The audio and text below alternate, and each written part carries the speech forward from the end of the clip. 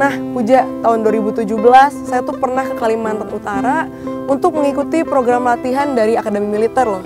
Ngapain aja tuh Mbak kegiatannya? Itu membangun daerah di sana, dan salah satunya kita kunjungan ke daerah perbatasan RI dan Malaysia. Nah, dari perbatasan ada kisah inspiratif nih Mbak. Apa tuh kisahnya? Seperti ini Mbak kisahnya.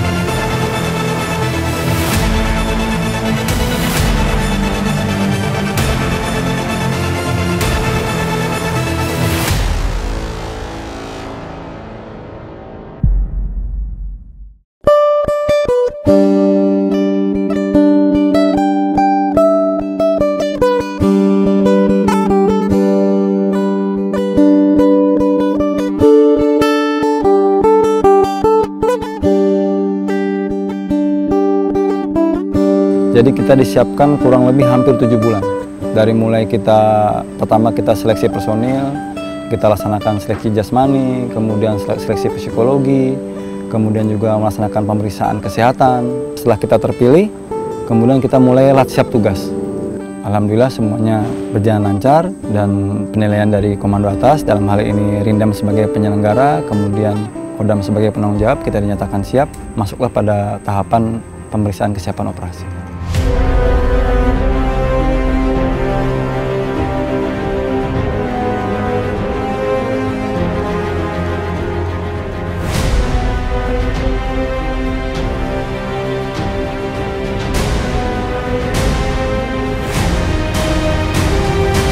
Tugas pokok yang diberikan ke Satgas Pamtas Unit 623 Bakti Utama, yang pertama kita melaksanakan patroli dan pemeriksaan patok-patok berbatasan. Di sini kita melaksanakan pengecekan, kita mulai bermacam-macam. Ada yang kita berjalan kaki, ada yang gunakan motor, ada yang gunakan speedboat, perahu. Untuk jarak dari bibir pantai menuju ke pilar barat itu lebih kurang sampai dengan 500 meter, bahkan sampai maksimal 1 kilo. Kemudian antar satu patok lain lebih kurang jaraknya 200 sampai dengan 350 meter. Untuk satwa yang kita waspadai yaitu yang melata, satu buaya, karena buaya muara masih banyak di sini.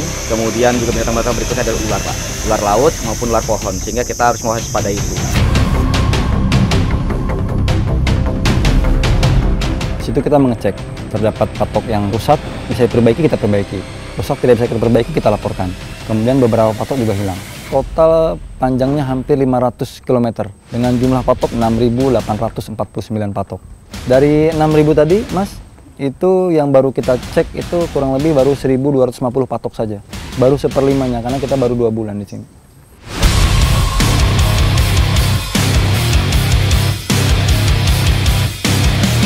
Trail ini sebagian kita bawa dari home base, sebagian lain lagi memang sudah inventaris dari Satgas Pamtas ini sendiri. Nah, kenapa kita bawa dari home base? Nah, karena bayangan saya, selama ini itu patroli patok itu murni jalan kaki. Kita lihat juga, ternyata beberapa patok itu sebetulnya bisa dicapai dengan kendaraan.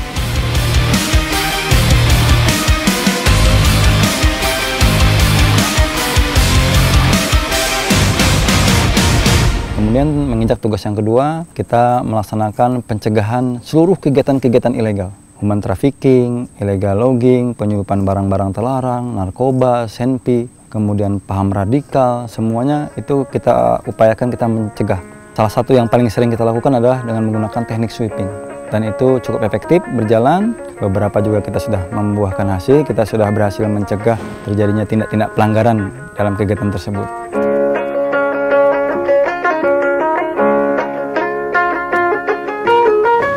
Kemudian ketiga, kita melaksanakan kegiatan teritorial. Di situ kita melaksanakan bintahwil, kemudian Komsos dan Bakti TNI.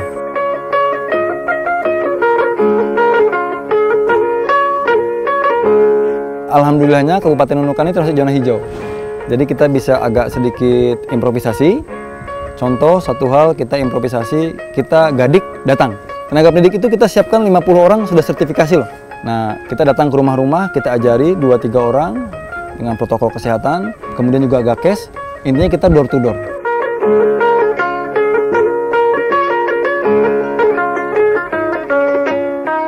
Pendekatan dengan masyarakat atau campur baur dengan masyarakat, alhamdulillah luar biasa Pak.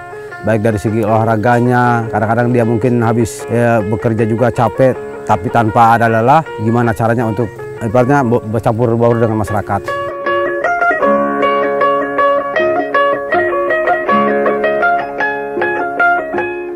Kendala-kendala yang kita hadapi di lapangan, kalau saya kaca kurang air berarti dia sebenarnya nggak mandi saja, ya kan, nggak mandi. Nah, solusinya Danpos pernah laporan sama kami. Kebetulan saya kaca ini ada 2 speed. Yang pertama inventaris satuan, yang memang pengadaan dari komando atas. Yang kedua ini mereka pengadaan sendiri. Iya, mereka beli sendiri. Bukan inisiatif saya, inisiatif Danposnya. Dengan alat-alat yang ada tadi, dengan sarana-sarana angkutan yang ada, itu mereka manfaatkan untuk membeli air dari Nunukan. Kalau kendala listrik, selama solar cell itu pada saat siang hari dia dapat cahaya matahari yang cukup, saya kira dia mampu bertahan. Jadi kendala sebagian besar sudah bisa kita eliminir dan tetap tugas pokok bisa tercapai dengan baik.